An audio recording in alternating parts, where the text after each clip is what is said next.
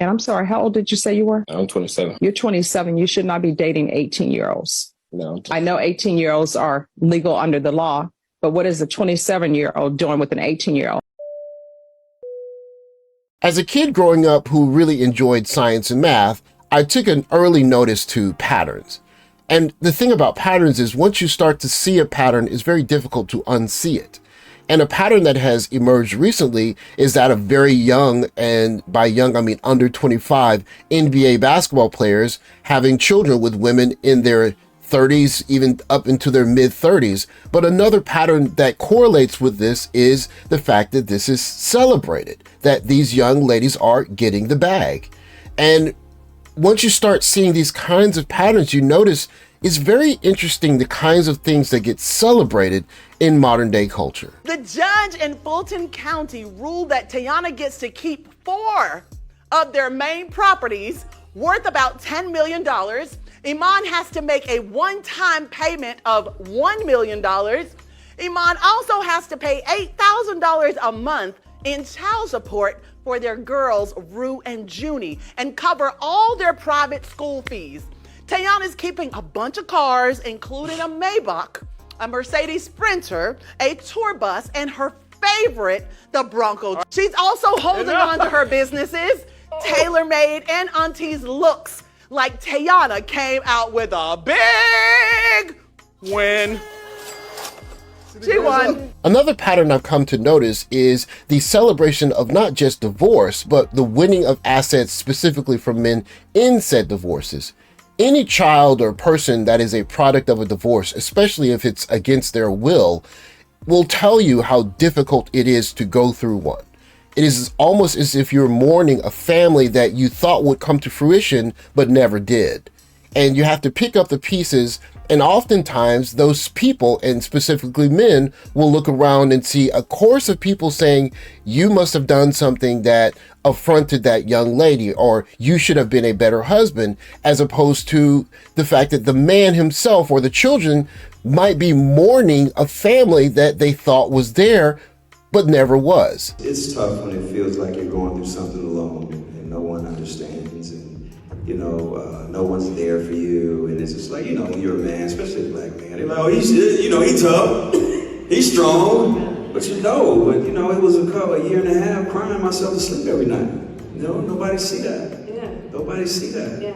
When Tia Mowry walked away from her marriage and self-proclaimed graduated from it, many people across not just social media, but mainstream news networks celebrated her journey into self-love, while she walked away from a family of 2 children and a husband, all of whom did not choose that. And what is interesting is to see now, several years later, Cory Hardrict actually mourned that marriage, almost as if mourning losing a loved one, because that's exactly what happened. He lost something he loved very much, and nobody understood his situation. You live 5 minutes away from your babies, you know what I'm saying? Because people who know Cory Hardrict know that his kids and his family was everything to him. You know what I'm saying? So it's like, I'm stronger than I thought I was. Yes. I'm really stronger. And that by the grace of God, it's like, I'm here and I'm still going. Another pattern that's hard not to notice is the assumption by many young ladies in the comments that if she chose to leave, he must have done something wrong. Probably great father, but not a good partner. You grow together or grow apart. The assumption here is that if she left, he must have done something wrong. He was mean to Tia. I'm sorry, but I could see it in her face. It's the assumption that he must have been the one in the wrong because she would not seek the empowering freedom of walking away from her family with 2 children if he wasn't a meanie. Playing the victim, I knew he would. She left the man for a reason, period. A man can't be a victim, or he can't mourn losing his family, because inevitably at the end of all of it, he was the root of the problem. He never looked happy. Tia was always the one smiling, and he always looked bored. Gaslighting on camera, bye. I still feel like he was the issue. He doesn't seem fun at all. You can see that in the comments, there are many expectations placed on him as a husband that go above and beyond providing and protecting. It's being fun and making her happy and smiling. And at any point in recent marriage, if you're not fulfilling all of these additional roles on top of the traditional providing and protecting, it warrants women walking away for freedom. But the question that goes deeper, in my opinion, is how did we get here? If a young man gets married, starts a family, and spends the rest of his life working at a soul-destroying job, he is held up as an example of virtue and responsibility. The other type of man, living only for himself, working only for himself, doing first one thing and then another, simply because he enjoys it and because he only has to keep himself, sleeping where and when he wants, and facing women when he meets her on equal terms, and not as one of a million slaves, is rejected by society. The free, unshackled man has no place in its midst. Teyana came out with a big win. Looking at all of these relationships, one thing is certain. All of these men who had a lot of money went into these relationships on some level knowing they wanted an extended relationship with these young ladies. Otherwise, they would not have put themselves in a situation where they could have impregnated them. People will say that maybe they were being reckless, or maybe that's just what quote unquote black men do. But on some internal level, they knew that in that encounter, without using protection, it could result in 20, 30, 40 years of cooperating with said woman. And they accepted that, which itself says that they wanted some sort of relationship above and beyond just the physical one, because you can do all of that these days without having children. A man who wants to gain power over a woman must follow the example of women and condition his sex drive. If he succeeds in becoming as cold as she can no longer bait him with sex into the role of provider.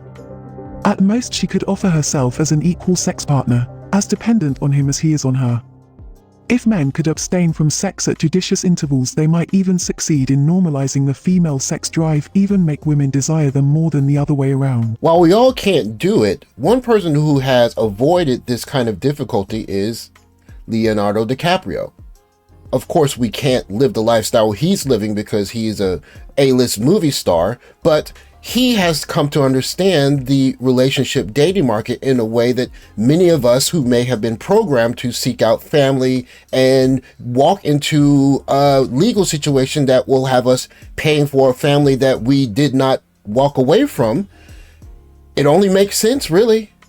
And for a growing number of guys, looking at the landscape as it is, we have to start questioning, what were we programmed to do?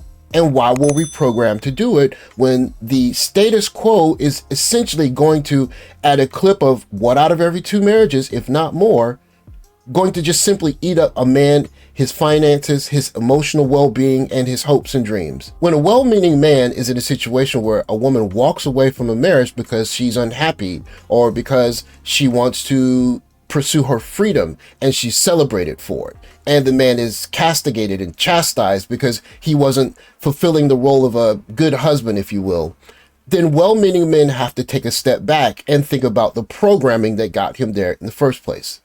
Why is it that he is not doing what one like Leonardo DiCaprio is doing and simply gain resources and have a good time? Why is the well-meaning man trying to make marriages work when we keep seeing failed marriages celebrated, especially for women? It's only common sense for more and more men to take a step back and ask the simple question of, maybe my programming wasn't right in the beginning, in the first place.